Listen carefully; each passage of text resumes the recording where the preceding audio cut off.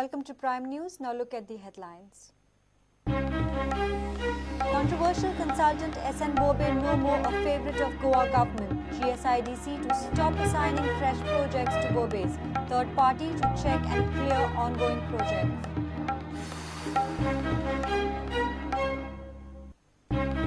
SIT files charge sheet against directors of Seagull Oak Carriers Private Limited. Charge sheet against directors for availing loan by forging NOC from Mines Department.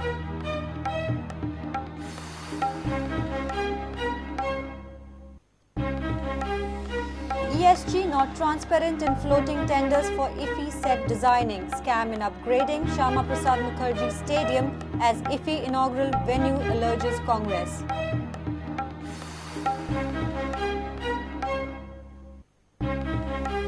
Defence Minister Manohar Parrikar's Make in Goa mantra. Goa shipyard to build 8 specialised countermeasure vessels. South Koram MCMV's deal to be scrapped.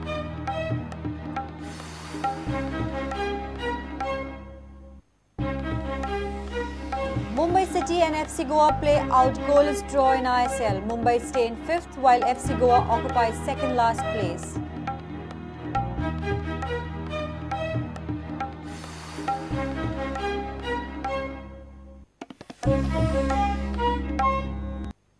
Now the news in detail. Goa government has informally decided to stop assigning any new projects to consultant S N Bhobe and Associates. The projects which are underway will be allowed to be completed. Bhobe's completed projects will be scrutinized by a third party before clearance. This includes 3rd Mandavi Bridge and proposed Zuari Bridge. Goa government's blue-eyed consultant came under a line of fire after a flyover designed by the firm collapsed in Surat. Goa government has decided to stay apart from consultant S N Bhobe and Associates. A meeting convened at GSIDC a couple of days back has decided not to assign any fresh projects to consultant S N Bhobe. The official notification is yet to come. S N Bhobe and Associate is Goa government's blue eye boy, but the firm came under scrutiny after a flyover designed by it collapsed at Surat in Gujarat.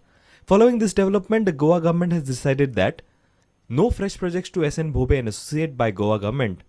Official notification expected soon.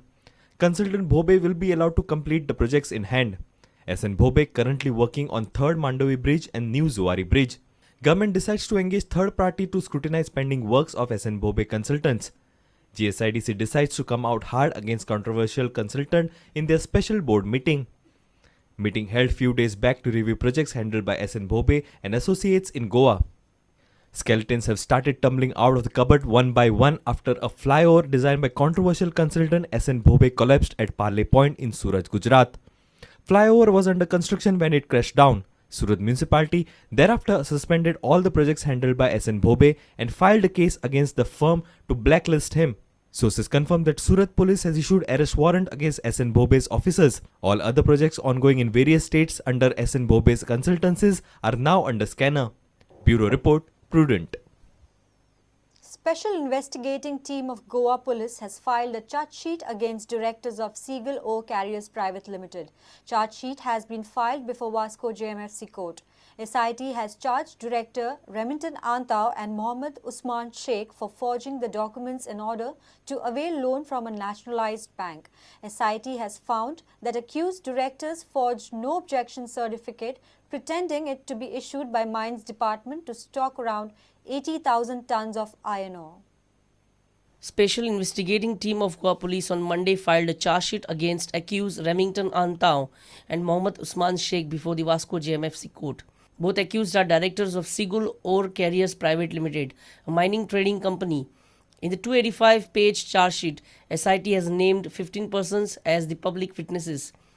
Under the relevant sections of Indian Penal Code, SIT has charged accused directors for cheating and forging the document and availing loan from a nationalized bank. Over the complaint made by Director of Mines Prasanna Acharya, SIT had registered FIR against Remington Antau and Mohammed Usman on 18 June this year. During the course of investigation, the investigating agency found that accused directors had submitted a forged NOC in a nationalized bank to avail loan.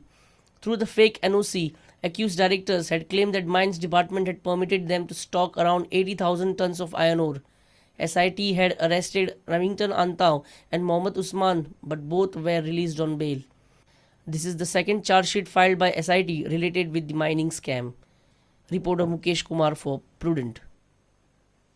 Tenders for set designing for this year's IFI were floated for a very short period. Congressman Durgadas Kamath doubts that ESG had malefied intentions behind floating the tender in a dubious manner.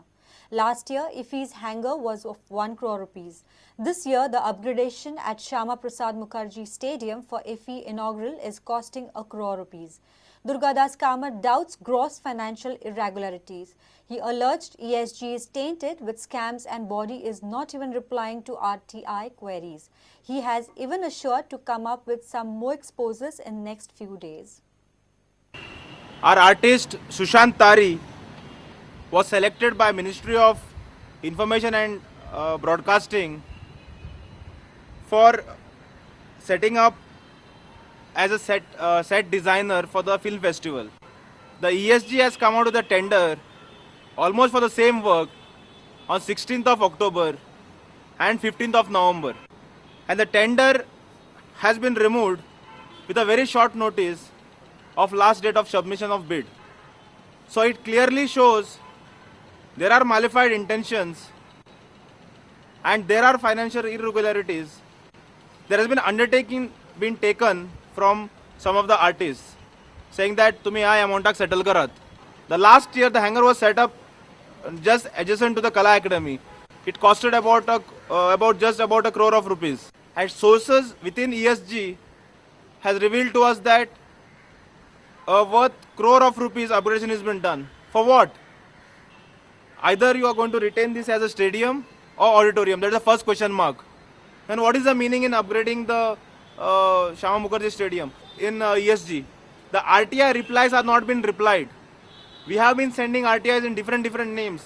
RTI replies are not been given. In the last 2.5 years, let the government show a single film finance scheme which has been done under the ESG. Now, coming to the point, government should come out, ESG should come out with total number of cash, I'm mentioning the cash sponsorship what they have received for this IFI. Amitabh बच्चनान सुद्धा चिच्चे पडटले बाबा फाल्यां आपलें नांव सुद्धा घाण जावंगा हांव Rawla new chief secretary घेवपाक कारण ताच्या नंतर फॉलोअप करून मुखार वचपाचें आनी if government is not doing I will approach high court.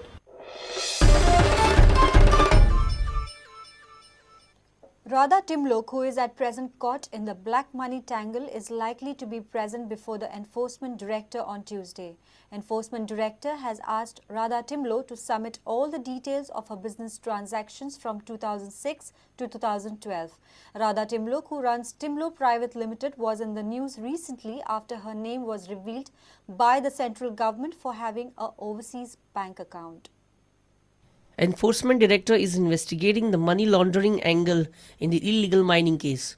Enforcement Director has summoned Radha Timlok, who runs Timlok Private Limited, and has asked to submit all the details from 2006 to 2012. Business transactions of the last 6 years will be checked by the investigation agency of ED.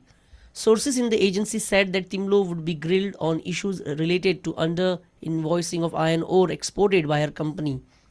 Earlier, Radha Timlok and her company has been fined for under-invoicing of iron ore exported to Japan.